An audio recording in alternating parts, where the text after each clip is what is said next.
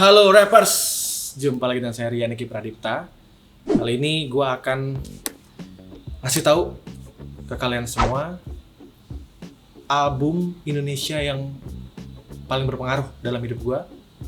Dan ini adalah urutan versi gue ya. Jadi kalau ada yang tidak sependapat, nggak masalah. Karena ini adalah versi gue sendiri. Yang pasti album-album ini adalah album-album yang berpengaruh, album-album yang pasti merubah hidup gue juga, karena tanpa album-album ini mungkin keinginan gue untuk bermusik, keinginan gue untuk jadi anak band tuh mungkin nggak akan ada tanpa mendengarkan lagu-lagu dari band-band ini atau musisi-musisi ini.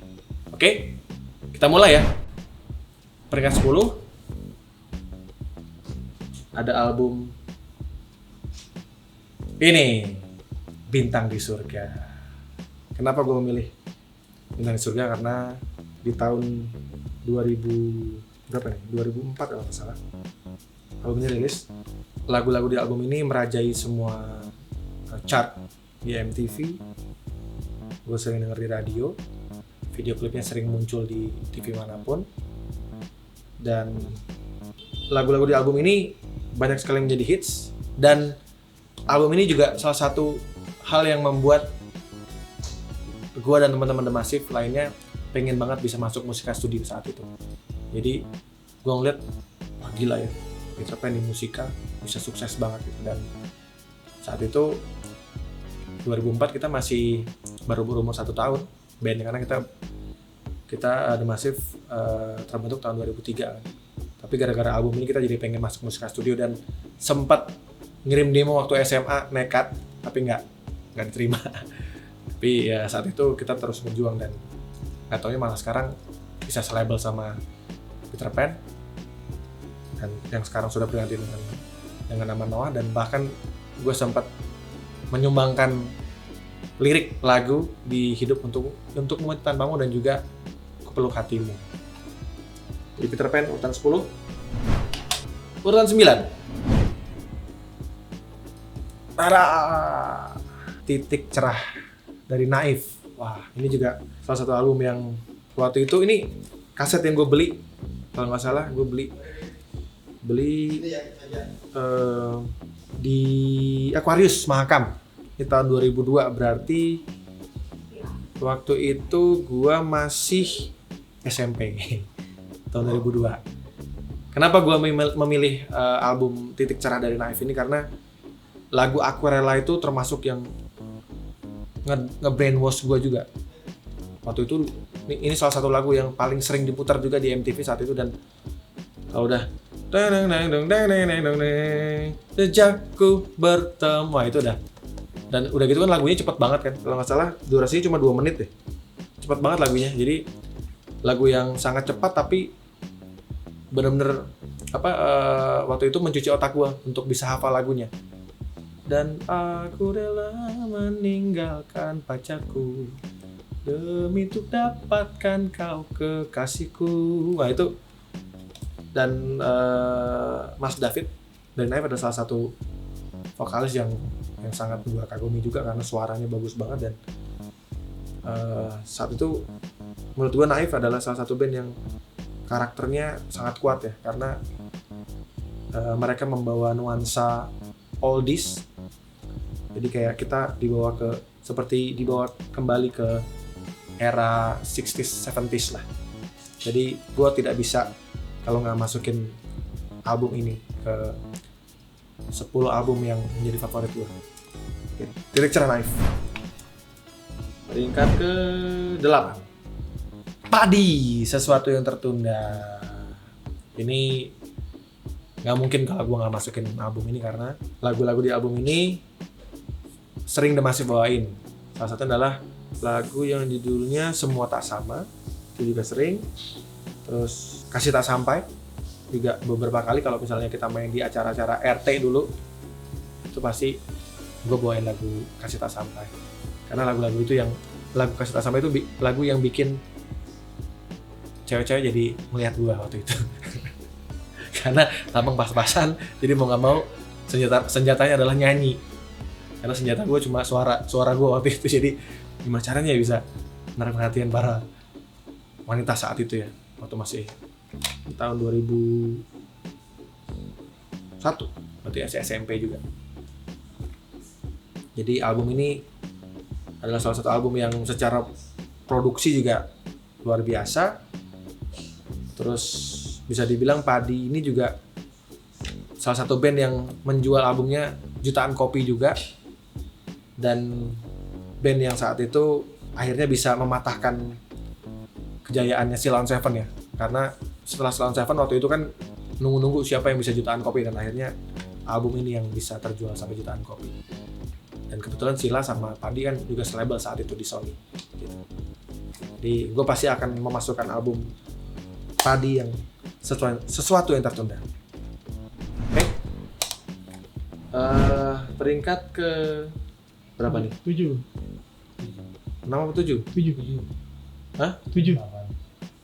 Oh ya, 7. Oke, 7. Ini dia. Ini juga band yang pertama kali gue tonton konsernya waktu gue masih SMP. Ini albumnya rilis tahun 2000. Berarti bener, gue masih SMP kelas 1 tuh. Kalau nggak salah tahun 2001 gue nonton konsernya. Dan album ini adalah album yang gue beli juga waktu zaman masih SMP. Gue belinya di Taman Puring. Jadi gue belinya yang bekas. Karena waktu itu kan uang jajan pas-pasan. Jadi gimana caranya gue bisa membeli album yang gue suka. Dan album Dewa Bintang 5 ini adalah album yang sangat berpengaruh dalam hidup gue juga. Kalau nggak salah Kiki pertama kali belajar gitar lagu Hawa tercipta di dunia untuk menemani sang Adam. Kalau nggak salah Dua Sejoli ya. Teng teng teng teng teng teng teng teng teng teng. Nah itu Kiki tuh pertama kali belajar gitar lagu itu tuh. Jadi Dewa sudah pasti album Bintang 5 akan masuk dalam list 10 album terbaik versi gua. Oke, Dewa Bintang 5. Selanjutnya. Nah, yang keenam, Pure Saturday Self-Titled. Ini adalah album pertama Pure Saturday. Jujur gua tuh kenal Pure Saturday agak telat. Jadi album ini kan rilisnya tahun 95.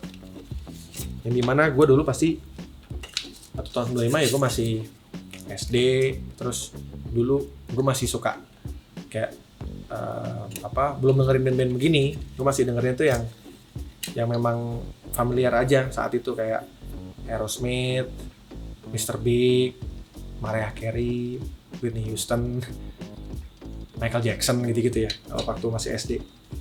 Gue jujur telat kenal sama Pure Saturday, tapi buat gue ketika gue denger album ini, inilah pertama kali gue akhirnya mendengarkan musik-musik indie pop yang lain. Jadi waktu SMA sebenarnya ada satu teman gue yang sangat indies banget anaknya. Jadi dia waktu itu dengerinnya pop, dengerinnya kayak Blue Boy gitu-gitu. Saat itu gue bingung nih. Saat itu kan gue sukanya dengerinnya yang kayak Mr. Big gitu-gitu kan. Belum suka yang maksudnya Britpop udah suka tapi bukan yang ngedalamin banget gitu. Nah, saat gue ngobrol sama temen gue itu, dia bilang lo harus dengerin Pure Saturday. Itu indie popnya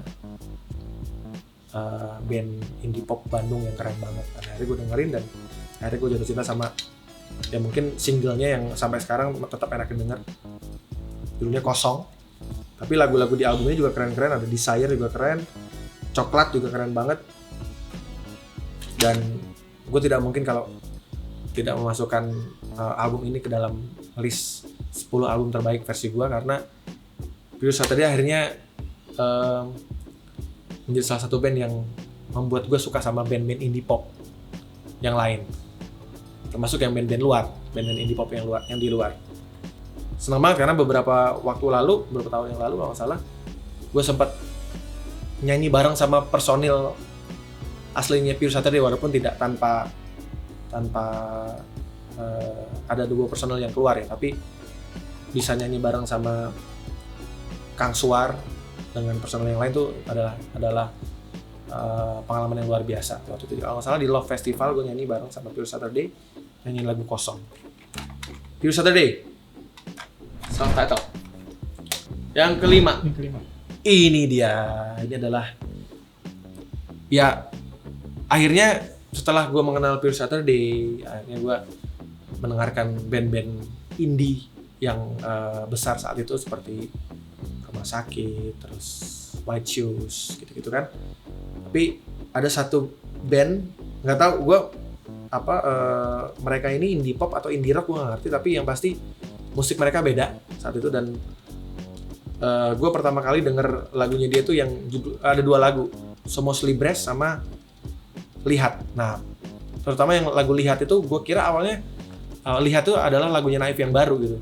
Tapi ternyata ini lagunya Sore, dan akhirnya gue mencoba beli albumnya, waktu itu beli kasetnya.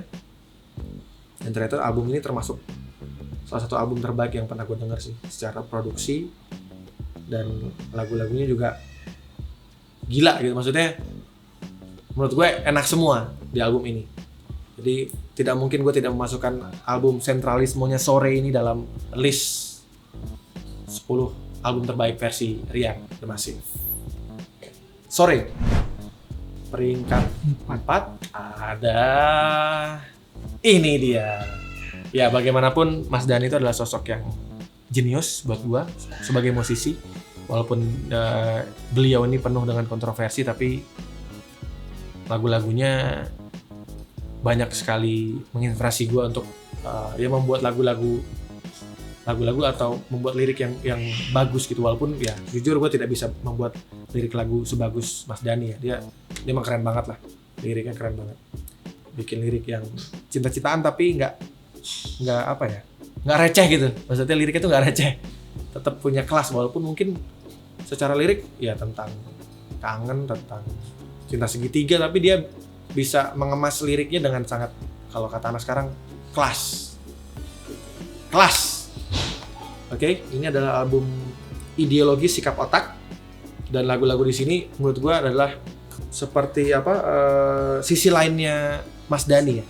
Jadi ketika dia bikin Dewa itu kan banyak lagu-lagu tentang cinta, tapi ketika bikin Ahmad Band ini tetap ada cinta-cintaannya, cuma beberapa lagu cukup kritis. Maksudnya kayak ada lagu judulnya Ode buat ekstremis, terus ada lagu tentang ya distorsi juga keren banget. Tapi ketika bikin lagu yang ballad juga tetap keren gitu. Seperti Bidadari di Kesunyian, sama ya kita tahu Aku Cinta Kau dan Dia adalah salah satu lagu yang sampai sekarang pun masih enak didengar. Jadi nggak mungkin gue tidak memasukkan album ini, karena album ini termasuk yang sering gue putar waktu dulu, sampai sekarang pun masih gue putar. Ahmad Band, Ideologi Sikap Otak. Peringkat ke-3 ada ini dia, Sheila on 7 Desember. Kenapa gue tidak memilih album 1 atau album 2-nya Sheila on 7? Karena album ketiga ini cukup membuat gue kaget saat itu sebagai salah satu ya fansnya Sheila on 7 ya. Maksudnya ya gue suka beberapa band-band Jogja seperti Jikustik juga sebenarnya suka banget.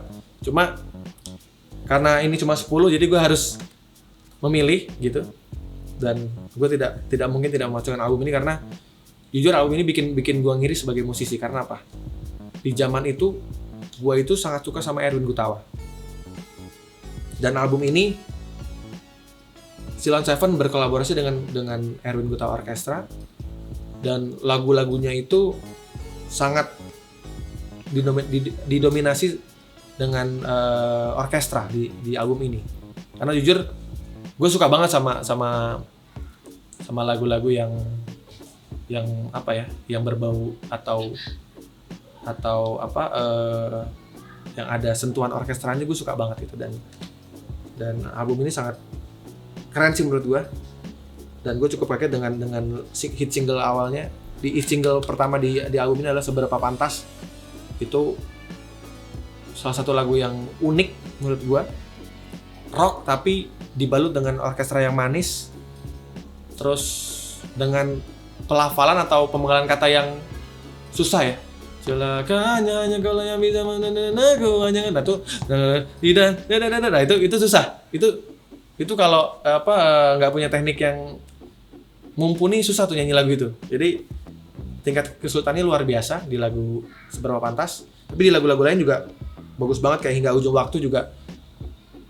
Itu juga lagu yang manis banget, tapi kalau diperhatiin notasinya tuh berubah-ubah, nggak ada yang sama. Nah itulah jenisnya Mas Eros yang bikin lagunya. Dan album ini gue harus masukin dalam 10 album terbaik versi Rian, karena lagu-lagu di album ini juga mengiringi masa remaja gue di tahun 2002. Pokoknya Silent Seven, Padi itu yang mengiringi masa remaja gue lah. Indah banget lah masa-masa remaja gue itu. Nggak tahu ada band di era sekarang ya, sebenarnya ada band-band keren, cuma mungkin band pop yang kayak gini gue belum nemu lagi sih. kayak Silent Seven kayak apa, seperti Silent Seven gini. Peringkat 2. Bukannya narsis ya. Masih Perjalanan. Kenapa ini gue masukkan ke dalam 10 album terbaik versi gue? Karena setelah perubahan, memang jujur album perubahan adalah merubah pandangan orang, merubah rezeki gue juga yang tadinya nggak punya duit, jadi akhirnya punya penghasilan. Nah, tapi di album ini entah kenapa gue suka banget sama album ini. Kadang-kadang pas gue putar lagi kok bisa ya gue bikin lagu-lagu seperti ini gitu di usia yang masih muda saat itu. Kenapa? Karena di album ini ada lagu Jangan Menyerah, salah satu lagu yang merubah hidup gue juga. Ada Rindu Setengah Mati kalau FYI, for your information, lagu Rindu Setengah Mati adalah lagu terbanyak di download secara RBT. Jadi kalau nggak salah 12 juta download saat itu, mengalahkan lagu-lagu seperti Cinta Yang Membunuhku, seperti Jangan Menyerah, itu kalah sama Rindu Setengah Mati. Jadi kalau dibilang, Bang bikin lagu kayak album pertama dong, justru album kedua yang paling laku. Makanya gue bilang ini adalah album yang merubah hidup gue gitu. Karena di album ini akhirnya gue bisa beliin rumah nyokap. Oke, The Massive, Perjalanan. Peringkat pertama, tara, ini dia album Chrisye, Badai Pasti Berlalu versi Millennium.